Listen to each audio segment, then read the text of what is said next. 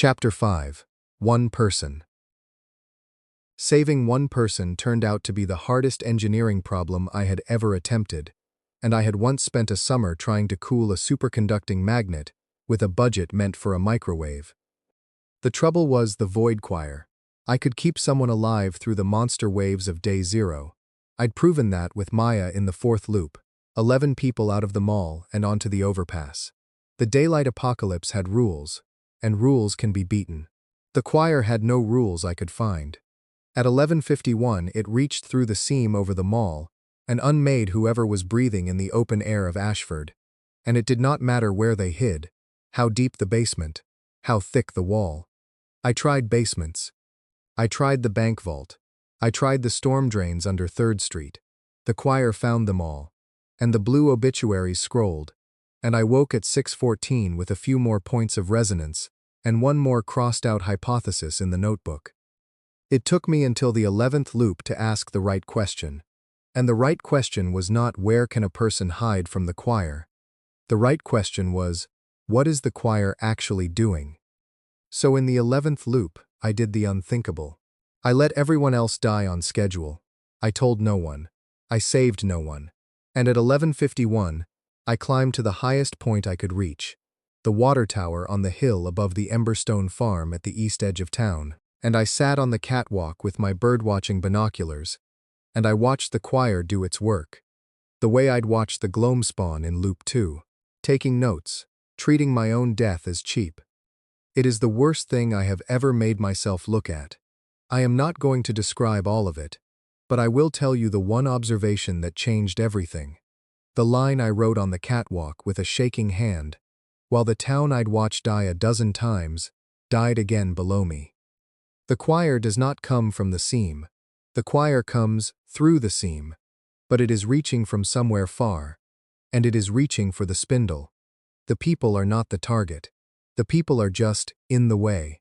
The choir wants the unclaimed tower, and it kills everything between itself and the tower, the way you brush crumbs off a table to reach the thing underneath. The system confirmed it before I died, the way it confirmed things, by waiting until I'd earned the question. You have observed correctly. The void choir is not an army. It is a tide, and the spindle is a stone the tide is trying to reach. While the spindle's floors are unclaimed, it is a beacon to the hunger, and the hunger pulls the choir through every dawn to drown it. Claim the spindle's floors and the beacon dims. Claim enough, and the tide cannot find the shore. No sentient on your world has yet claimed a single floor. The spindle has stood 11 days, 11 times, and no one has reached the first landing alive. This is why everyone dies. Not because the dark is strong. Because the lock is open, and no one has learned to close it. I sat on the catwalk and watched the last of Ashford go quiet, and I understood, finally, the shape of the whole thing. It was not a survival problem. You could not out-hide the tide. It was an engineering problem, and the deliverable was the tower, and I was a hearthright, the one class in the world whose entire purpose was to make ground worth standing on, sitting on 11 loops of foreknowledge and 9 points of the only currency that crossed the dawn. The choir took me at 11:54.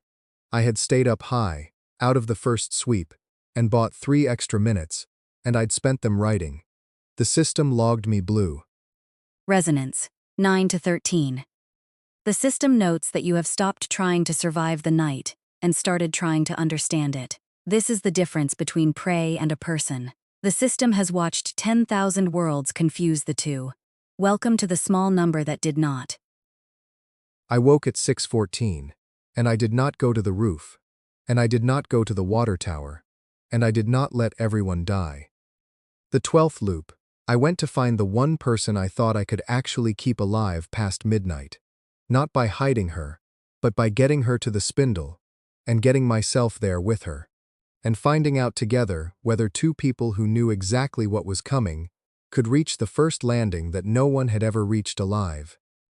I went to find Maya Okonkwo.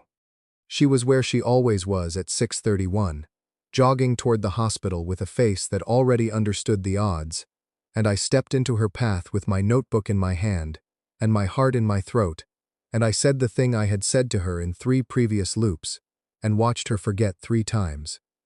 I know this sounds insane. The world is ending today.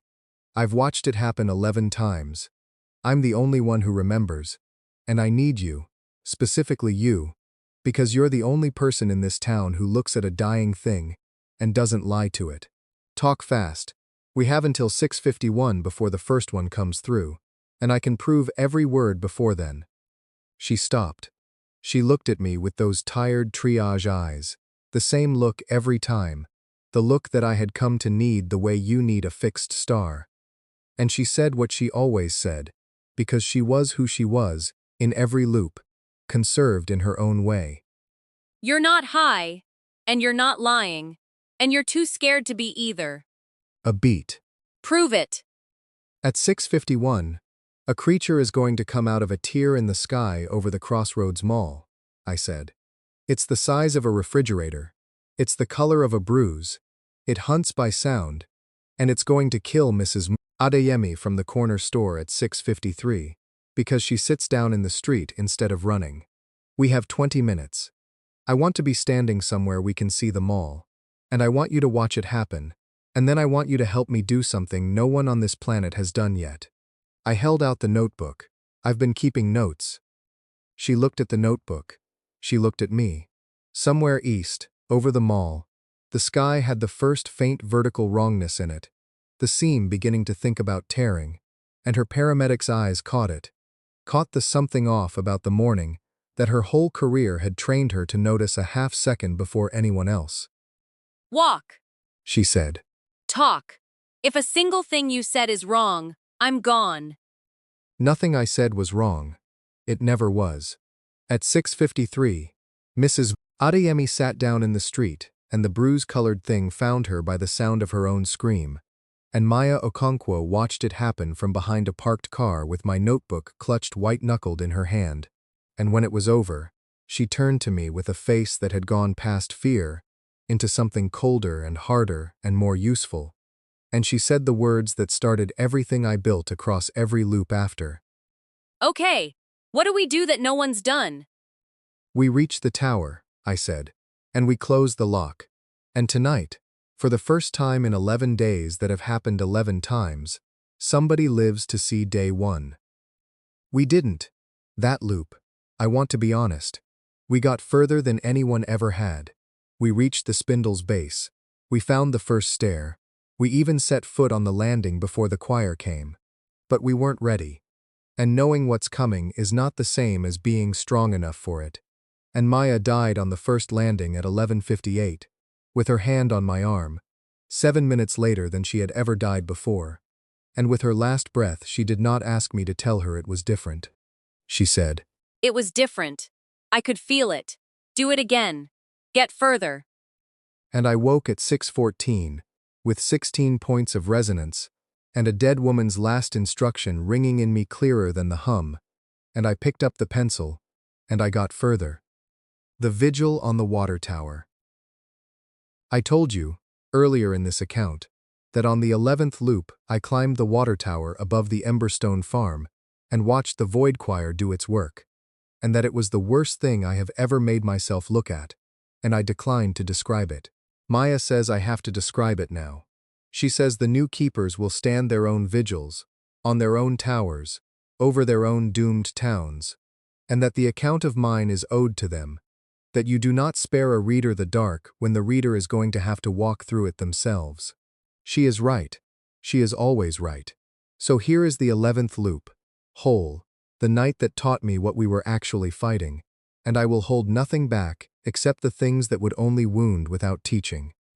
I climbed the ladder at sunset with a wool blanket, the binoculars, the notebook, 2 protein bars, and a thermos of Mrs. Adeyemi's coffee, bought at 6:40 that morning, the way I bought at most loops by then, a ritual with a side of data.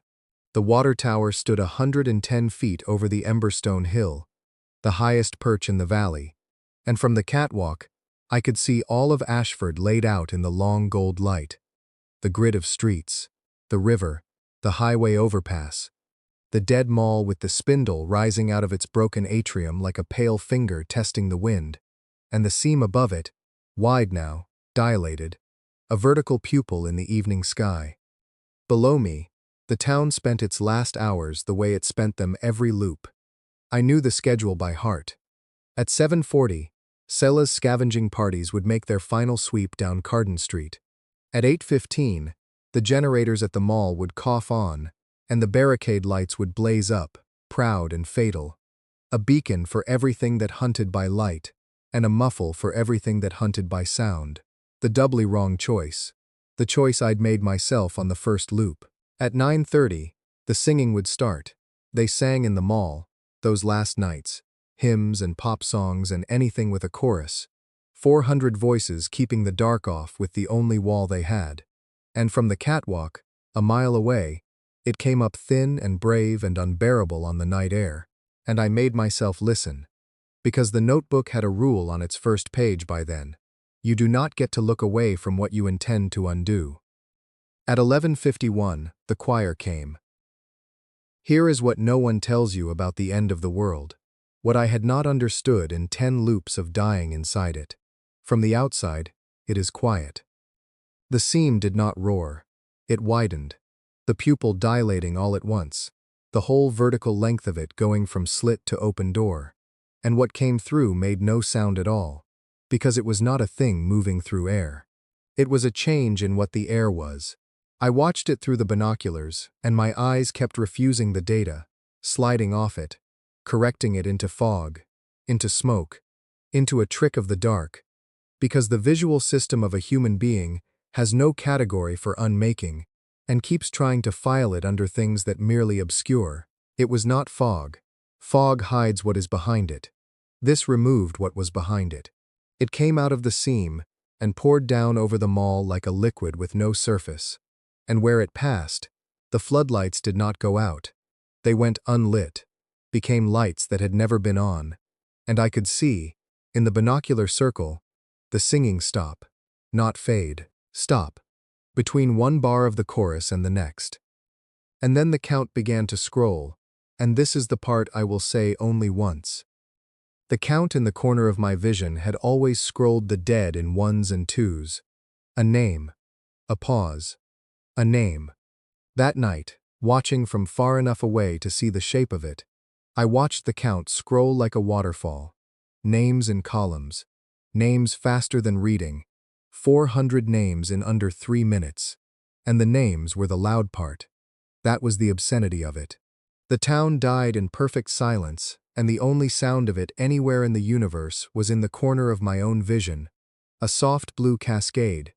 The system keeping its punctual ledger, and I understood that I was the entire audience for the end of the world. 400 deaths, and the sum total of their witness was one man on a catwalk with a notebook, writing. So I wrote. That was the vigil. That was all the vigil was.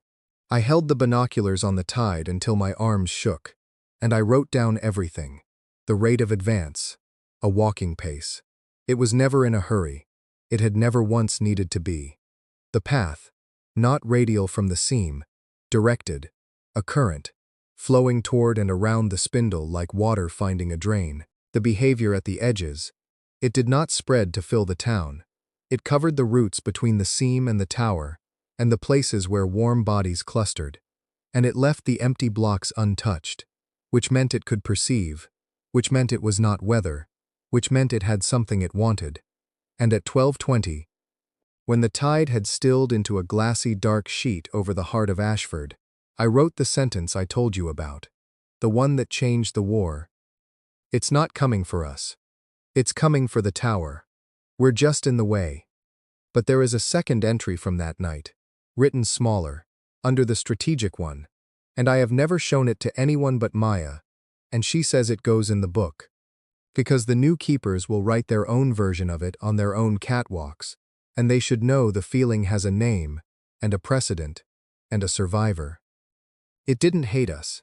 I watched the whole thing and there was no hate in it.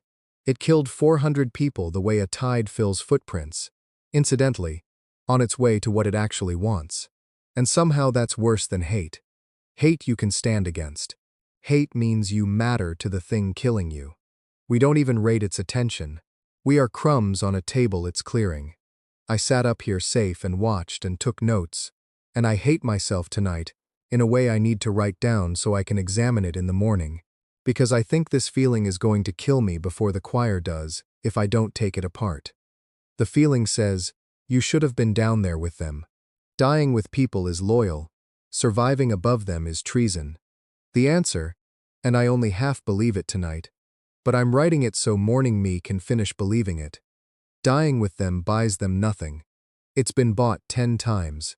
It is fully paid. The only currency that buys anything new is understanding, and understanding has to survive the night to be spent. The vigil isn't treason. The vigil is the only loyalty that compounds. They sang until 11:51. Write that down too, not for strategy. Because nobody else ever heard it, and somebody should keep it. They sang, and the dark had to come to them singing. And one day, I am promising this to a town that won't remember tomorrow that I promised. One day, I am going to build a night these people get to sing all the way through. At 12:31, the choir found me. I had known it would, warm body, high perch, the last crumb on the table. I had 3 minutes while it rose up the legs of the tower, unhurried, certain, and I spent them finishing the entry, capping the thermos, folding the blanket, small ridiculous housekeepings of a man declining to let the end of the world make him untidy. The last thing I saw, before the catwalk under me became a catwalk that had never been, was the spindle, lit now along its whole pale height by the tide pooled around its base, the unmaking lapping at the tower like a sea at a lighthouse, and the tower standing, untaken, untakeable, the one thing in Ashford the choir wanted, and the one thing it could not have. It can't get in, I thought, with the cold coming up through my feet. All that, 400 names, the singing, the whole drowned town, and the lock holds. It kills everything around the lock, and the lock just holds. It needs someone to open it from inside, or someone to close it for good. Resonance, 9 to 13, said the system, somewhere in the white. You stayed for all of it. 10 loops of dying inside the night, and you finally chose to see the whole shape of it instead. The system has watched many keepers on many towers. Most look away by midnight. You wrote until the cold took the pencil. The system would like to log a private observation, off the ledger, between the two of us. The ones who look away learn to survive. The ones who keep writing learn to win. Good night, Hearthright. Go back and start closing the lock. I woke at 6:14. I bought the coffee at 6:40. I called my mother at 6:21. Bathtub, stove, quiet, love you. And at 6:31, I stepped into the path of a jogging paramedic, the 12th time, and the first time that mattered, because now I finally had something worth recruiting her for. The singing is still the thing I remember first when anyone says the word apocalypse. Not the monsters, not the tide. 400 voices a mile off in the dark, keeping the chorus going, unaware that anyone could hear. We built the night they got to sing all the way through. It took 53 more loops. They sang on the hill at the first true dawn. The same songs. I checked. I had kept the set list in the notebook with the strategy, because some data is strategy. And nobody but me and one wet-eyed paramedic understood why the man who'd saved the town stood in the middle of the singing and could not make a sound. Promise kept. Slowest one I ever kept. Write that down too. Chapter 6. The Goblin in the Loading Dock. The thing about getting further is that further is where the new information lives, and new information, in the apocalypse, is almost always something trying to kill you that you didn't know existed yet. In the 14th loop, reaching past where Maya and I had died, I found the goblins. I'd assumed, everyone assumed, that the monsters came from the seams in the sky, that they were all choir stuff and gloamspawn and the bruise-colored tide. That was wrong, and the wrongness was important. Some of the monsters came from below. The spindle did not only rise, it also sank, a root system of half-formed dungeon space spreading out under Ashford through the storm drains and the mall's sublevels and the old mine tunnels under the Emberstone Hills that the town had forgotten it had. And in those underspaces, on day 0, before anyone went looking, there were already things living. Things the system hadn't sent. Things that had come up through the same break in reality the spindle came through, and had decided, sensibly, to wait out the chaos somewhere dark. The goblins were the first of these I met, and I met them because I went down into the mall's loading dock looking for a back way to the spindle's base that the choir's daylight sweeps wouldn't watch, and I walked straight into a campfire. That stopped me. Monsters, in my experience of 14 loops, did not have campfires. The gloamspawn did not roast anything. The choir did not sit.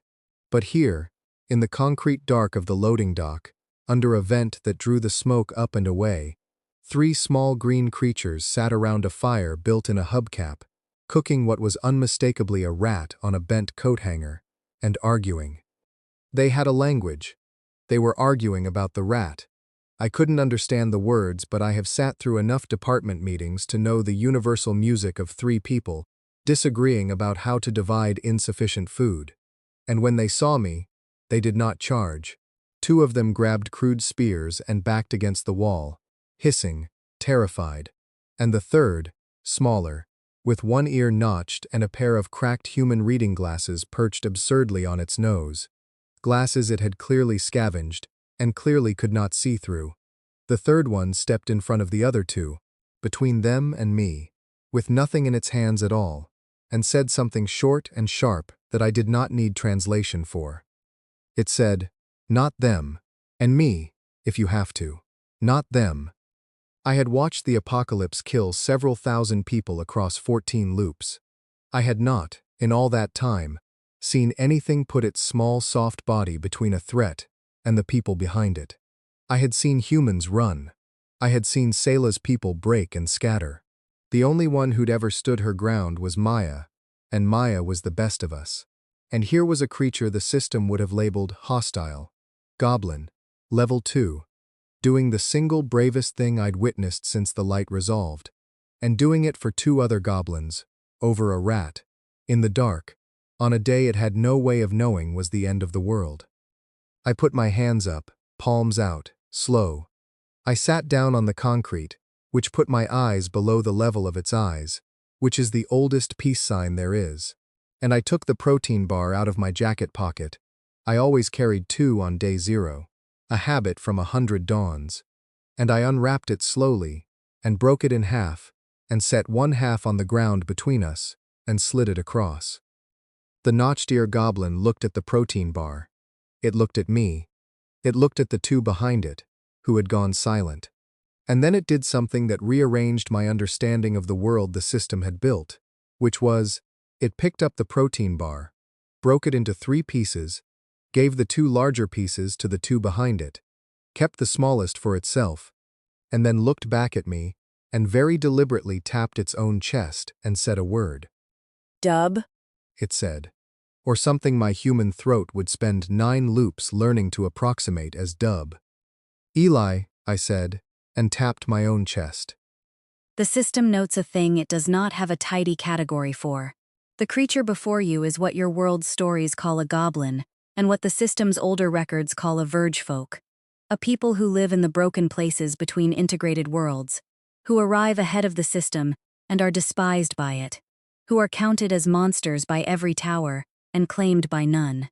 They are not sent by the hunger. They are fleeing it, the same as you. The system has watched 10,000 worlds put them to the spear on sight.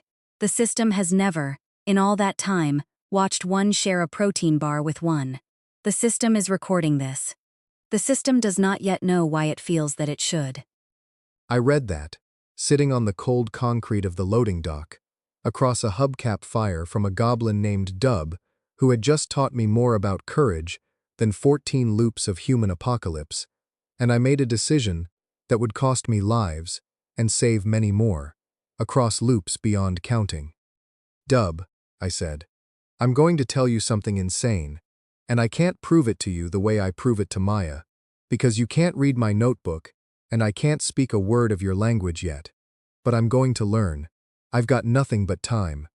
And the next time the world ends, which is tonight, and which it will, again, tomorrow, I'm going to come find you in this loading dock on the very first morning, and I'm going to bring the whole protein bar, and the one after that, and I am going to learn your language one dawn at a time, until I can tell you what's coming, and we can decide together what to do about it. Because you just did the thing I've been trying to learn to do for 14 days, that have happened 14 times. You stood in front of the people behind you. And I think the apocalypse is going to be survived by the ones who do that, and lost by the ones who don't. And I would like, very much, to be on your side of the rat. Dub did not understand a word of it, but he watched my face the whole time I said it, with the cracked reading glasses slipping down his notched-eared nose, and when I finished he reached up, took the useless glasses off, folded them with enormous care, and held them out to me across the fire. A gift. The most valuable thing he owned, which was a thing he couldn't even use. I took it like it was a glyph. In a way, it was. I have carried the memory of those cracked glasses across more loops than I can count, and on the dawns when I forgot why I was doing any of this, and there were such dawns, terrible ones, in the long loop that comes later in this story. The memory of a goblin folding his only treasure and handing it across a fire to the first creature in his life, who didn't raise a hand to him, was the thing that got me off the futon. We didn't survive that night either. The choir doesn't care about courage. But on the 15th dawn I woke at 6:14, and before I went to find Maya, before I went anywhere, I walked to the mall's loading dock with 2 whole protein bars in my jacket, and I sat down across a hubcap fire that was already burning, and I said, "Dub," and tapped my chest. And the goblin with the notched ear looked at me, not knowing me, never knowing me, conserved and reset like everyone else. And I started, again, from the beginning, to earn him. It would take me 11 dawns to learn enough of his language to warn him. It was worth every one. 11 dawns of words. It took me 11 dawns to learn enough of Dub's language to warn him about the end of the world, and I want to give those dawns their own account, because everyone who hears the story compresses it, and then he learned Goblin, as if it were a montage, and it was not a montage. It was 11 mornings of sitting on cold concrete, failing at the most important homework of my life, and it contains, in miniature, the entire method of everything I ever did, and one morning in the middle of it that I think about more than almost any other hour of the apocalypse. Understand the constraint. Each dawn, Dub met me new. Whatever vocabulary we built by midnight was wiped by 6:14, on his side. So the 11 dawns were not 11 days of accumulating shared language. They were 11 days of accumulating language in me, against a partner who restarted at 0 every morning. By the end, I held an entire half of a friendship's private tongue that the friendship itself had no memory of building. Linguists, if any survive on any world, will appreciate the absurdity. I am the only fluent speaker of a Creole that was never spoken twice. The first dawn of the 11, I got 3 words: Dub, him, Eli, me.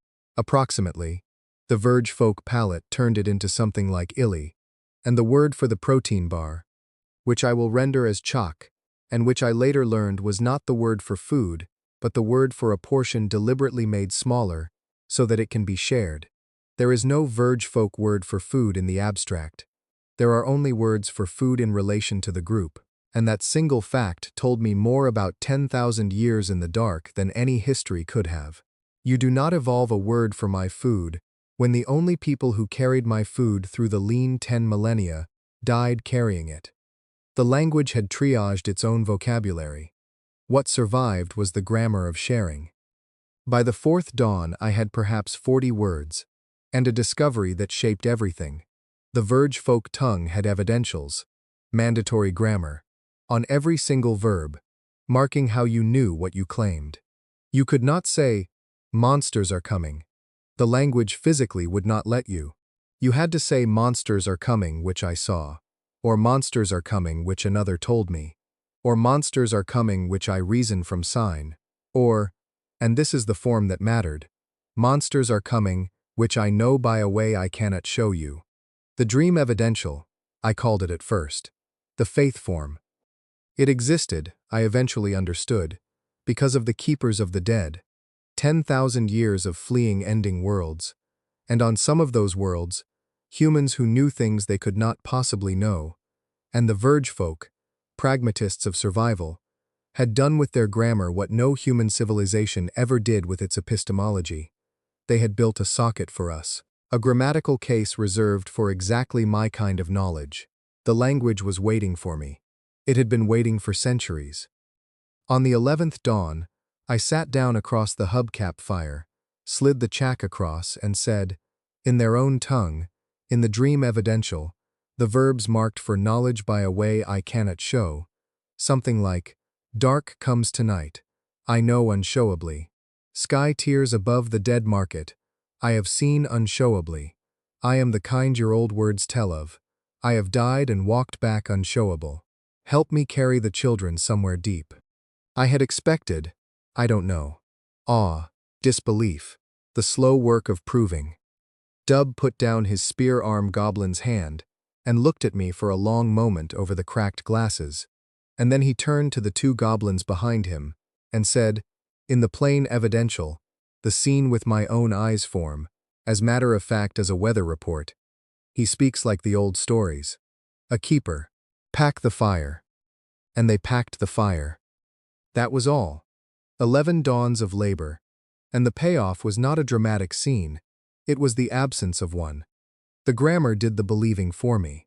A claim in the dream evidential, fluent, unhesitating, from a human who had somehow learned the deep tongue overnight, to the Verge folk that was not an extraordinary claim requiring extraordinary evidence.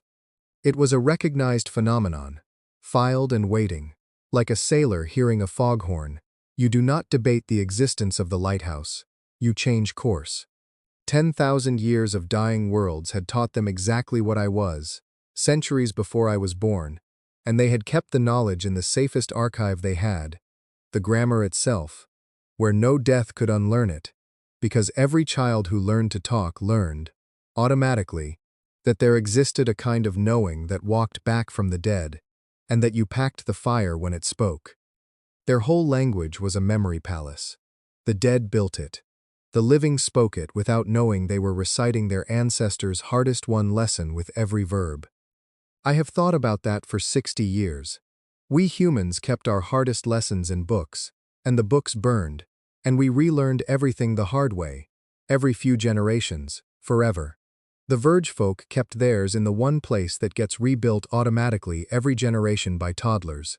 When the new council asked me, after everything, where the new worlds should keep the soft ways lessons so they could never be lost, I said, don't write them down. Or write them down, fine, but get them into the grammar. Get them into the things people say without thinking. Everybody eats. Nobody outside the wall. Make them the shape of the sentences, and no fire can ever take them. That is exactly what happened, though I cannot claim we planned it. Say the first half of either of those phrases, anywhere in the saved worlds today, and 100 voices will finish it without thinking. The lesson is in the grammar now. The Verge folk method. The dead teaching the living through the shape of speech itself. But the morning I actually want to keep from those 11 dawns is the 7th one, the bad one, and Maya says it goes in too. By the 7th dawn, I had 100 words and could limp through trade talk, and I was impatient. The budget was always burning, even then, even before I knew about the counter, and I tried to shortcut. Instead of the slow ritual, the kneel, the chalk, the hour of pointing and naming, I came down the ramp talking. Fast, fluentish, showing off the week's vocabulary to a goblin meeting me for the first time, and I watched Dub, my Dub, who had folded his glasses into my hand 3 dawns before, who did not know me from a mineshaft collapse. I watched him go stiff, and step back, and raise the spear he had never once raised at me. Because I understood it even as I was making the mistake. A stranger who arrives already speaking your hidden language is not a marvel. He is a spy. The deep tongue was a survival secret. Humans were the things you hid from. A human who came down the ramp wearing their words like a stolen coat, was every nightmare 10,000 years had taught them. And I had been too proud of my homework to see it. And I spent that entire dawn, the whole irreplaceable day, with the budget burning, sitting motionless at the far wall of the loading dock, hands open on my knees, being watched by armed goblins, until past nightfall, when Dub finally approached and pointed at my mouth and asked in slow trade pigeon the question that mattered. Words. Where? And I told him the truth, in the dream evidential, because by then I knew there was no other way out, and no other way I wanted out. You taught me. 11 mornings. You will not remember any of them. I remember all of them. You gave me, and I did not have the word for glasses, so I drew them in the dust of the dock floor, the 2 circles, the cracked lens, the folded arms. You gave me this, your most valued. I carry it in every morning. I came talking because I am running out of mornings, and I forgot that your trust is not a thing I own. It is a thing you give. Each dawn. New. I am sorry. Teach me the word for sorry. Dub looked at the dust drawing for a long time. Then he sat down across from me, picked up a stick, and corrected my circles. The lenses, apparently, were not round enough. And then he taught me the word for sorry, which in the Verge folk tongue is a verb, not a noun, and is conjugated only in the future tense. You cannot say I am sorry in Goblin. You can only say I will be sorry. Sorry going forward, sorry as conduct, sorry as a change in what comes next. The past is not where their sorry lives. I wrote that in the notebook that night under what Dub knows, and beneath it. Their grammar won't let an apology be a feeling. It has to be a plan. 11 dawns to learn their words. 1 dawn to learn what the words are for. Trust is not banked. Trust is re-earned at every dawn. And that's not the loop being cruel. That's just the truth about everyone, everywhere, loop or no loop. The loop only makes it visible. I will be sorry. Future tense. Conduct, not sentiment. Best language I ever learned. Only one I'd die to keep. 12 deaths in the larder. I told you I died to gravy 11 times before I thought to feed him, and I let the sentence do the work of a chapter. And Maya, who has final say on what this book owes its readers, and exercises it, says the 11 deaths deserve the chapter, because the new keepers will have their own larders, and the difference between a keeper who survives the mapping years and one who doesn't is not courage. It is method, and method is teachable, and the larder is where mine was forged. So, down the mine ladder one more time, all the way, and I will show you what dying for a living actually looks like when it is done as a craft. Death 1 taught me nothing, except that the larder existed and would kill me. 40 feet in, something I never saw. The notebook entry for the whole expedition reads, Mine, under Emberstone. Hostile. Fast. Low. Wear better boots. That question mark is the most honest thing in the early notebook. Most of what I knew, for most of the early loops, was double question marks, wearing the costume of notes. Death 2 bought the first 40 feet. I went down with a bicycle lamp and a length of rebar, and I moved the way you move when you have already died in a place, which is to say correctly, slow, wall-following, stopping every 4 steps to listen. The thing that killed me at 60 feet announced itself with a sound like dry leaves 3 full seconds before it arrived. 3 seconds is an enormous gift. I spent my dying breath being grateful for it, which sounds deranged and was in fact the whole method working as intended. I died holding the new fact instead of the fear, because the fact was coming back with me, and the fear didn't have to. Let me say that part plainly, because it is the craft. You can die holding whatever you choose. The body panics. The body is overruled. In the last seconds, and the larder gave you seconds, it was a dungeon, not an ambush. Things in it killed you with processes, not switches. You have time to pick the thing you carry over the threshold. Untrained, you carry the terror, and the terror compounds, loop over loop, until you cannot make yourself go down the ladder at all. I have watched it happen to keepers on other worlds. The flinch that builds interest, the stairwell they can no longer enter. Trained, You spend the last seconds rehearsing the data. Dry leaves. 3 seconds. Low and from the left, the floor sloped down before it came. You die mid-flashcard. You wake at 6:14 with the card still in your hand. The fear stays on the far side of the dawn, mostly, because fear is a thing of the body, and the body is the part that gets reset. Mostly. I will not pretend the accounting was clean. Some part of every death came back with me, not as memory but as weather, a heaviness on waking, a reluctance in the hands. The notebook tracked it like any other resource. Dread level on waking, 1 to 5. 3 days above 4 equals mandatory rooftop morning. No exceptions. A rooftop morning was coffee and binoculars, and no dying. A loop spent only watching, only resting, only being a man on a roof in the gold dawn light of a town that was still, for 1 more hour, completely alive. It felt like waste, every time. It was not waste.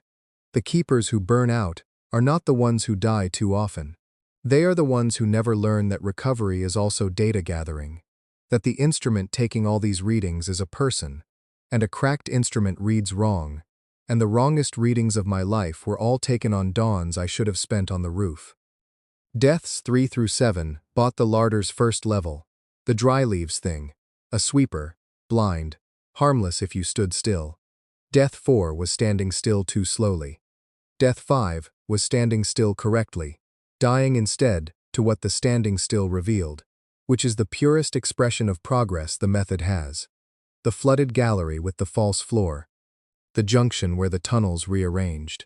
It was Death 7 that taught me the rearrangement was not random, that the larder reshuffled itself along patterns, and the patterns had a grammar, and a man with enough deaths in his notebook could learn to read a dungeon's intentions in the architecture the way you read a sentence's intention in its verbs. Years later, the lantern glyph would do all this work in a glance, and the first time it did, I felt the strangest grief. The obsolescence of a skill that had cost me so much to build. Hollis laughed at me about it for a week. Welcome to every craftsman's whole life, kid. The power tool always comes after you've ruined your hands learning to do it the slow way. And the slow way is still why you're the only one who knows when the power tool is lying. Death 8 was the stupid one. There is always a stupid one. I had the first level mapped. I was confident. I was fast.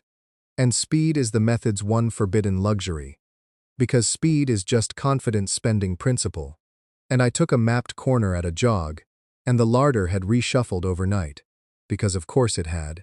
It was alive and I had stopped treating it that way, and the wall that should have been a corridor was a wall, and the sweeper was behind me, and the notebook entry for Death 8, written the next dawn, is 1 word long, and I have kept the rule ever since, in dungeons and in everything.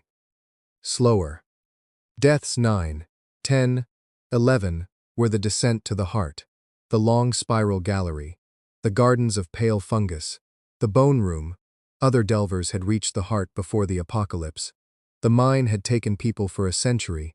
The larder had merely inherited them, and I made myself count the skeletons and write the count, because somebody should. And then the heart chamber itself, and the guardian. The first sight of Gravy, Death 9, I had him filed as the final monster. Huge, fast, a blur of black feathers and gray hide coming off the core mound like a thrown axe. Death 10.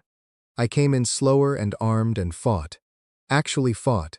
Landed 2 blows with the rebar before he had me. And woke up at 6:14, ashamed in a way I couldn't parse for an hour. The body knew before I did. The body had felt the blows land, and felt how light he was. How starved. Death 11. I didn't bring the rebar. I brought a chicken, whole, raw, from Mrs. Adeyemi's cooler, paid for with apocalypse money, which is to say with a joke and a promise, and I got it as far as the spiral gallery before I lost my nerve about the plan and went back to fighting doctrine, and died holding the chicken. And the last thing I saw was Gravy's eyes going from my face to the chicken and back with an expression I spent the whole whiteout decoding, and by 6:14 I had it, and it was the key to the larder, and to considerably more than the larder. Confusion. Not rage. The guardian of the larder had looked at a man holding food and arriving in fight stance, and had been confused, because the two signals did not compose. And in the gap of his confusion, I had had 2 full seconds where nothing was trying to kill me. 2 seconds bought not with steel, but with mixed signals. And if mixed signals bought 2 seconds, what would a clear one buy? A clear signal, the simplest one there is, the one every starving creature on every world reads natively? Death 12 never happened. 12th descent. Cooler. Brisket. No rebar. Sit down. Slide it over. Wait. You know the rest. The 12th attempt is the one the story remembers. And fair enough. That is what stories are for. But the method remembers 1 through 11. The method is 1 through 11. And if you are a keeper reading this in your own early loops, with your own larder under your own hills and your own count of double question marks, here is the whole craft in 4 lines, earned at the going rate of 1 death apiece. Yours now for the price of reading. Die holding the data, not the fear. Track the dread like any other resource. Rooftop mornings are not waste. Slower. And when something fights you with a ferocity that doesn't add up, check whether it's starving.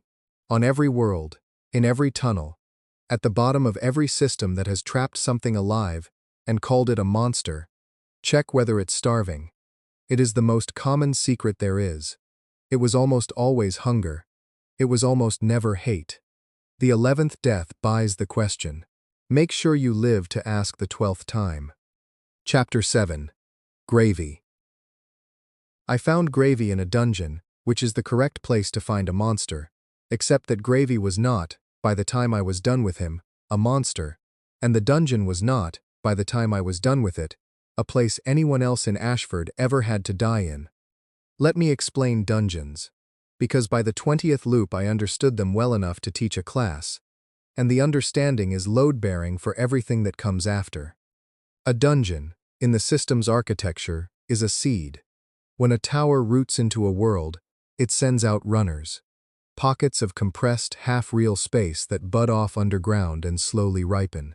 Inside each one is a small, self-contained ecology of monsters, a layout that rearranges itself until someone enters and fixes it by observation, and at the very bottom, a core, a dense knot of the same substrate my resonance coupled to, a pearl of crystallized rules. Kill the dungeon's guardian, take the core, and you got essence, raw levels, plus, sometimes, a glyph, a physical card of frozen possibility you could slot into your loadout and cast. Every survival manual the human race would never get to write would say the same thing about dungeons. Stay out of them. They were death. They were death for the same reason the mall was death. They looked like the answer: power, levels, loot, and were actually a trap baited with exactly what desperate people wanted. Seela lost most of a loop's followers to a dungeon under the Emberstone Hills, marching them in for the levels she was sure would let them fight the choir, and the dungeon ate them one switchbacked tunnel at a time. But a dungeon is only a trap if you don't know its layout, and I had loops. The dungeon under the Emberstone Hills, I came to call it the Larder, for reasons that will become clear, had exactly 1 guardian, and the guardian was a problem, and the problem's name became Gravy. The first time I went in the 18th loop, I died 40 feet from the entrance to something I never even saw. The second time I mapped the first 40 feet and died at 60. This is the method. I've described it. It is just death as flashlight, the cheapest instrument in the universe, illuminating 1 more switchback per loop. By the 20th loop I had the larder mapped to its bottom.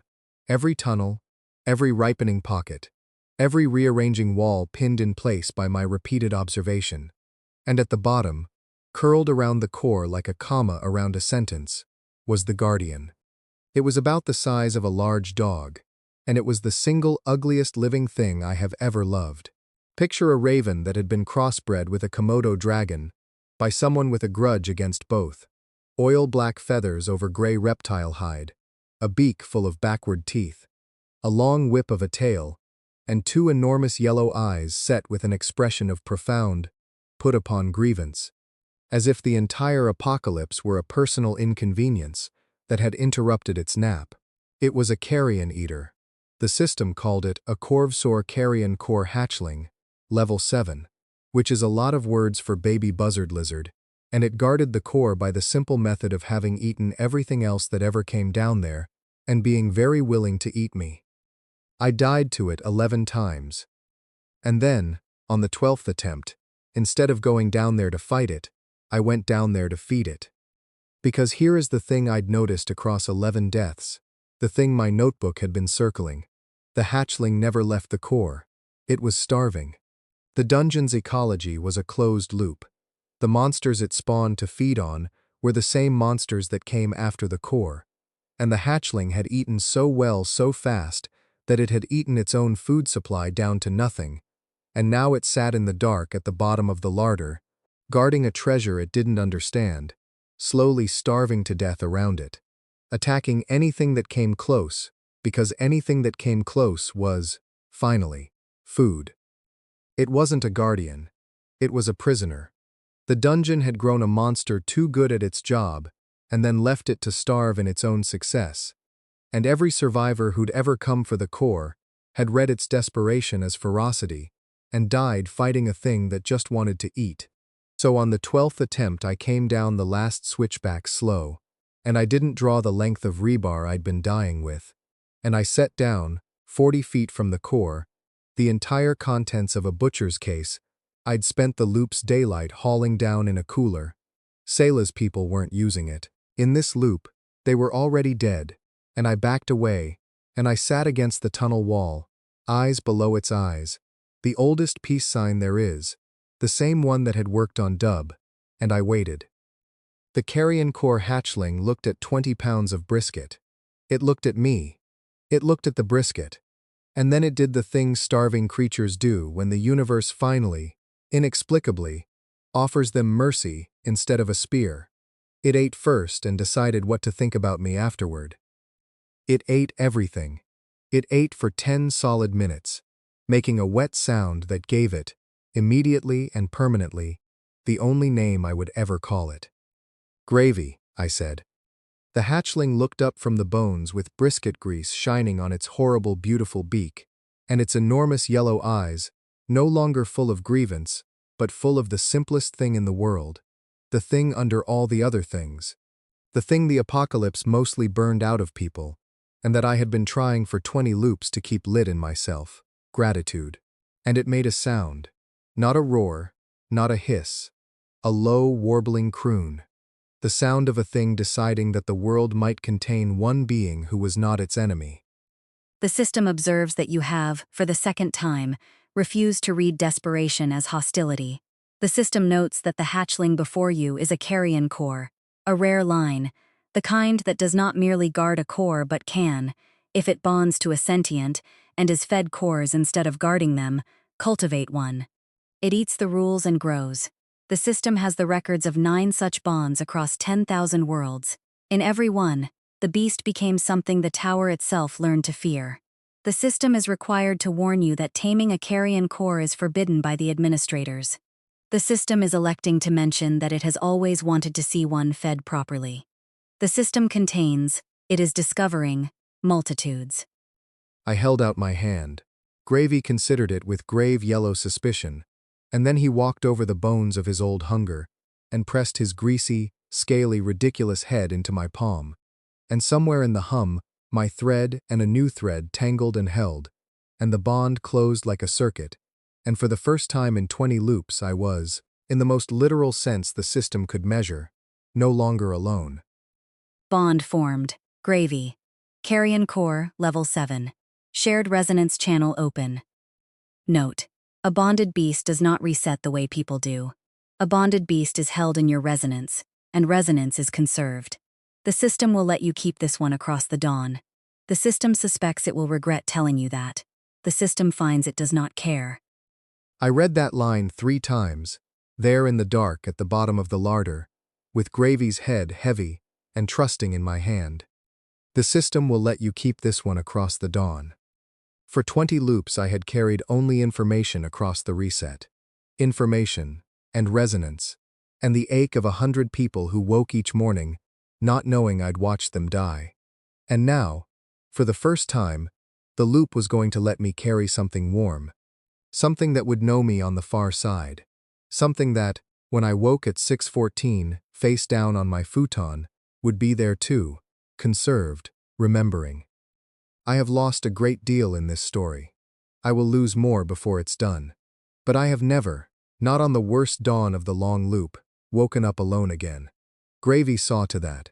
He crooned at me from the foot of the bed every single morning of the apocalypse, greasy and grievous and mine. And on the mornings I could not face the blue letters, I faced him instead, and that was enough to get me up. We still died that night. The choir doesn't care about love either. But 2 of us woke up remembering. And that changed the math of everything. The first mornings of the bond. The first morning Gravy woke up remembering, I nearly ruined it. Understand what the system had told me at the bottom of the larder. A bonded beast does not reset the way people do. A bonded beast is held in your resonance, and resonance is conserved. I had read the words. I had even believed them, in the way you believe a theorem, abstractly, provisionally, pending data. And then I died at 11:51 with everyone else, and woke at 6:14 on my futon, and there was a weight on my feet that had never been there on any of the 20 previous dawns, and a smell like a butcher's shop in a thunderstorm, and 2 enormous yellow eyes regarding me over the foot of the futon with an expression of profound grievance, as if to say, your bed is too small, your room is too small, and I have been awake for an hour, and nobody has produced brisket. He had crossed. The dungeon was a mile away under the Emberstone Hills with its core back in place, and its tunnels reshuffled, and no memory that either of us had ever walked them. And the guardian of that dungeon was on my futon, in a rented room above a nail salon, fully remembering yesterday, because yesterday he had pressed his head into my palm, and the universe had filed him under things Eli Vance does not let go of, and the universe had learned better than to argue with that file. And I, 20 loops of discipline, 20 loops of method, the man of the notebook and the careful morning routine, I burst into tears, and grabbed him around the neck and held on. That is how I nearly ruined it, because a carrion core hatchling is a wild thing of the underplaces, with exactly 1 day's acquaintance behind the bond, and being seized by a sobbing primate at dawn is, by every instinct his line possessed, an attack. I felt him go rigid. I felt the talons flex against the futon, through it, into the floorboards. I felt the whole coiled apparatus of him, the thing that had killed 11 of me, arm itself under my arms. And then I felt him, deliberately, decision by decision, disarm it. The talons retracted. The coil unwound. He sat there, rigid as furniture, enduring the embrace with the magnificent put-upon patience that I would come to know as his core setting, and after a moment he made a new sound. Not the warble, not the croon, a low rusty churring I had never heard, and through the bond, faint as a draft under a door, I felt what it meant. Not affection, not yet. Something prior to affection, the foundation it gets built on. Confirmed. The arrangement persists. You are still the one who feeds instead of fights. Recalibrating. Also, brisket. The bond, those first mornings, was not the deep channel it became. It was a trickle. Moods mostly. And appetites. His arriving in me like weather fronts. A carrion core's hunger, felt from inside, is an astonishing thing. I ate 4 breakfasts that first morning, and could not tell you which of us wanted them. And mine arriving in him as, I think, a kind of confusing news broadcast from a small, soft, anxious country. We learned each other's frequencies the way you learn a language with no teacher, by error. I learned that what I'd read as grievance was usually vigilance.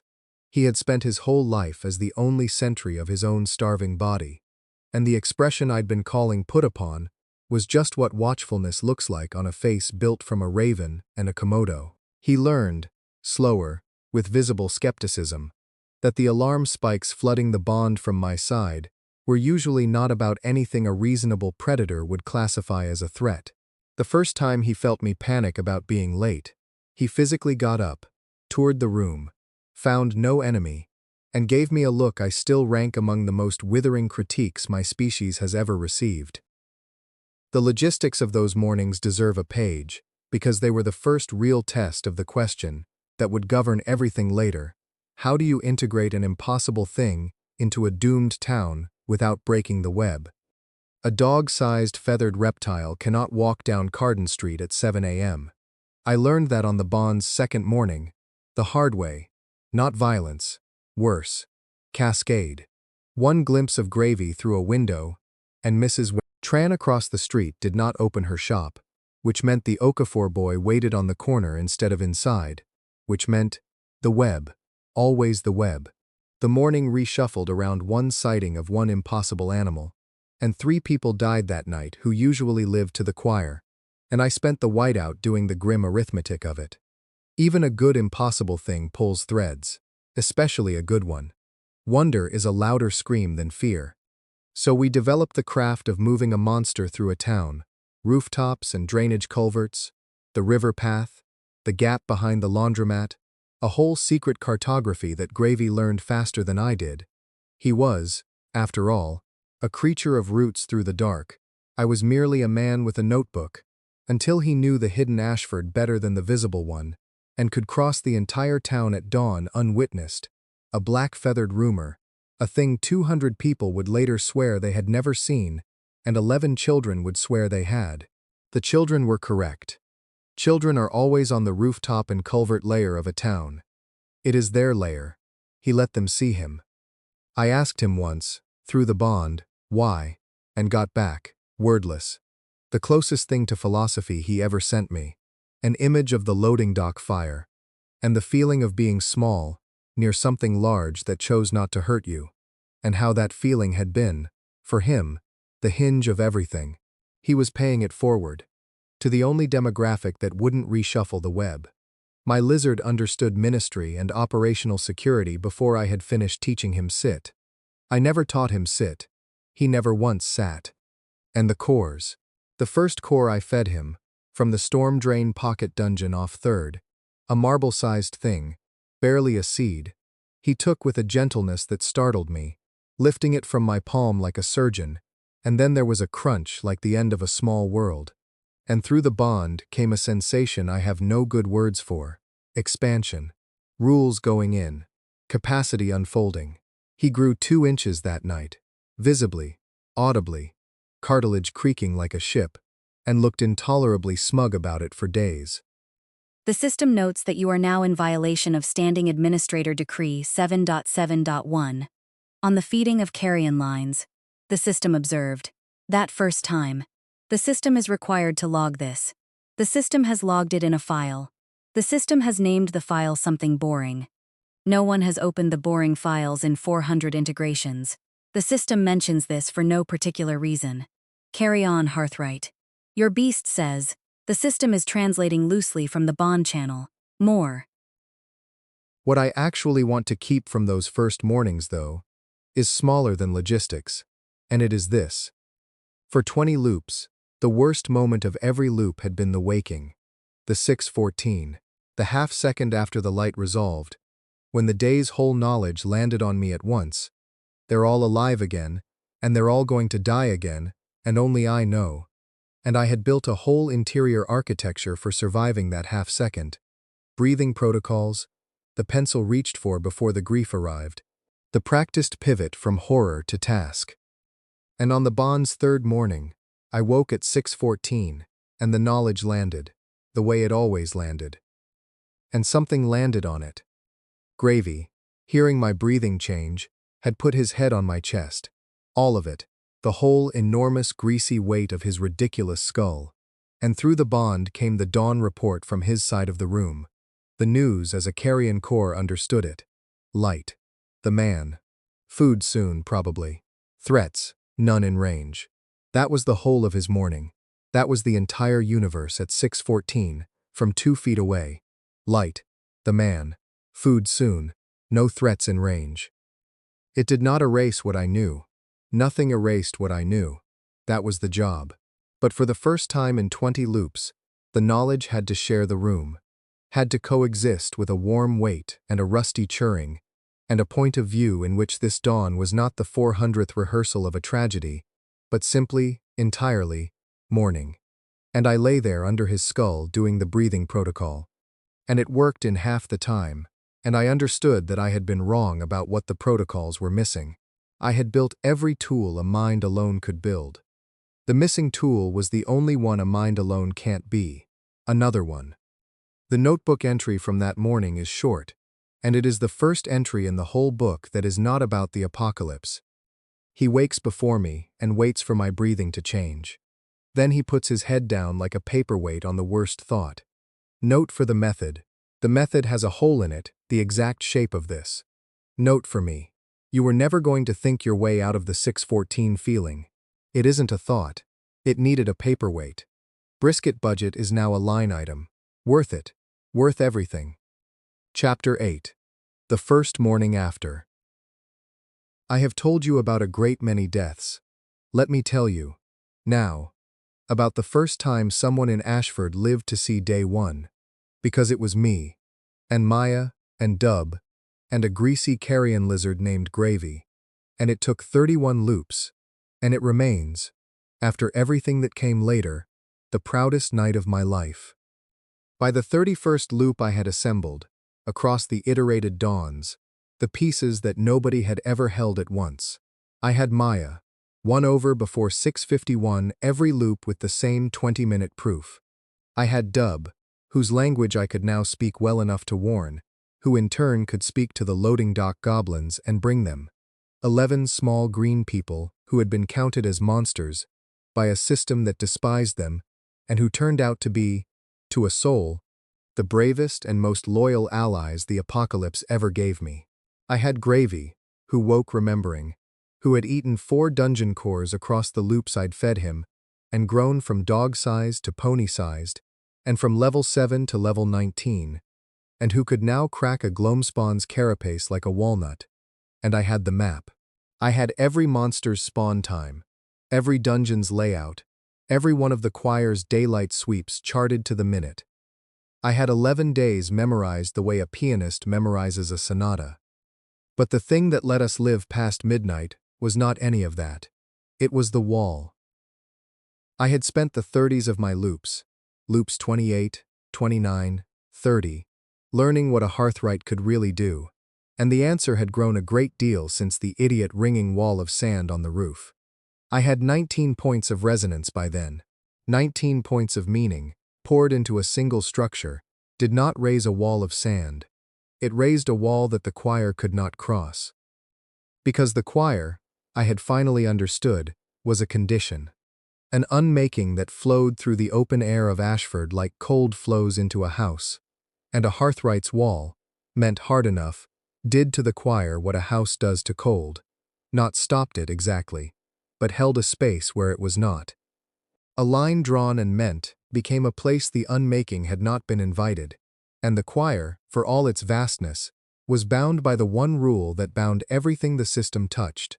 It could not simply take what was meant by someone with the resonance to mean it. Power moves matter. Resonance moves the rules.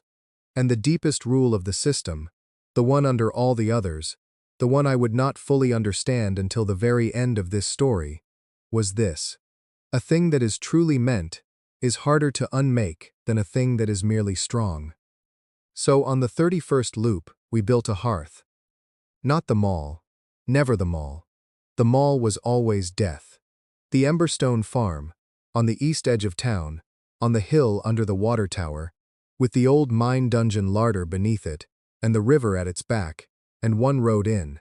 We spent day 0, all of us, Maya and the 11 goblins and Gravy, hauling stone in a harness Hollis built.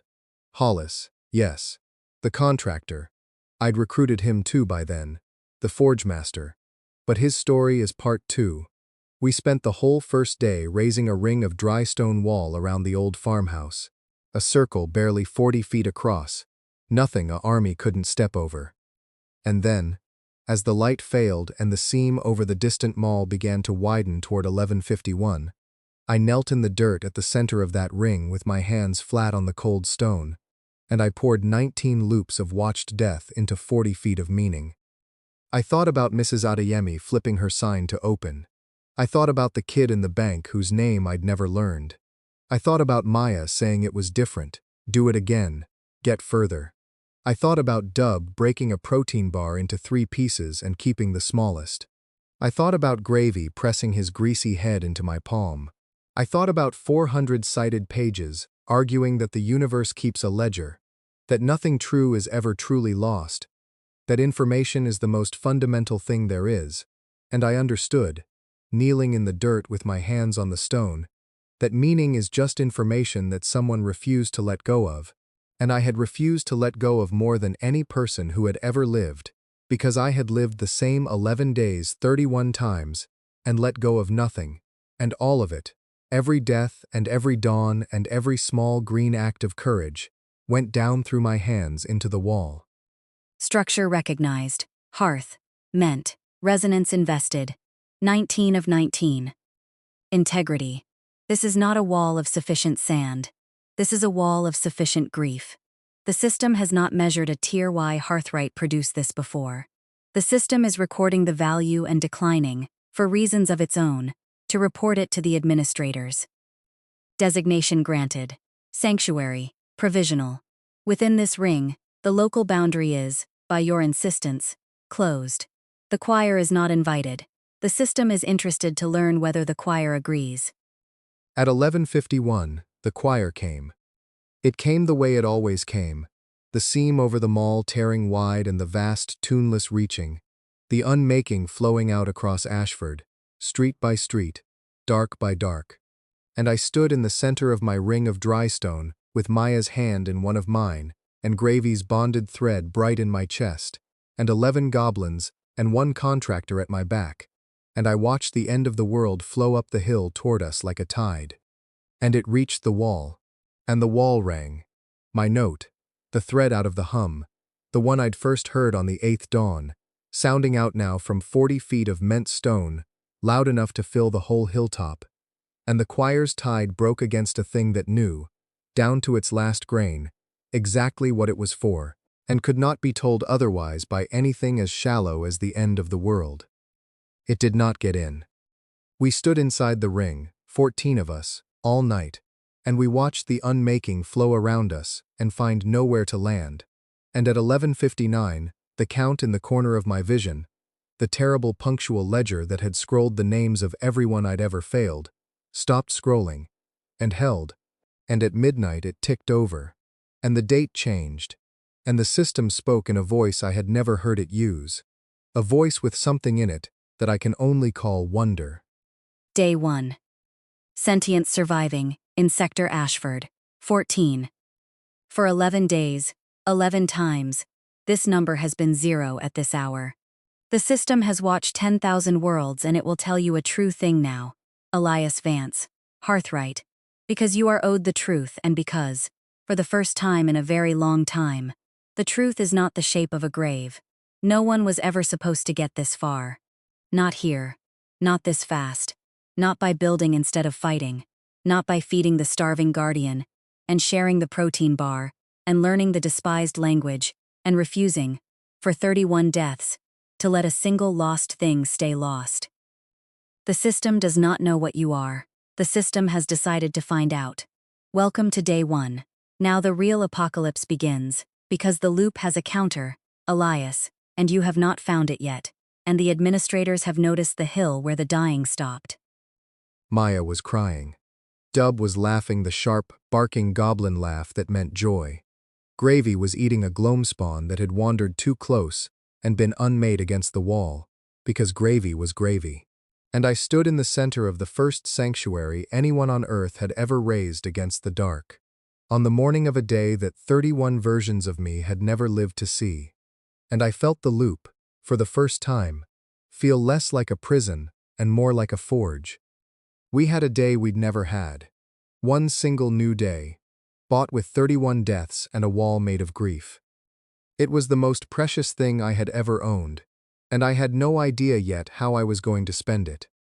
That's part 2.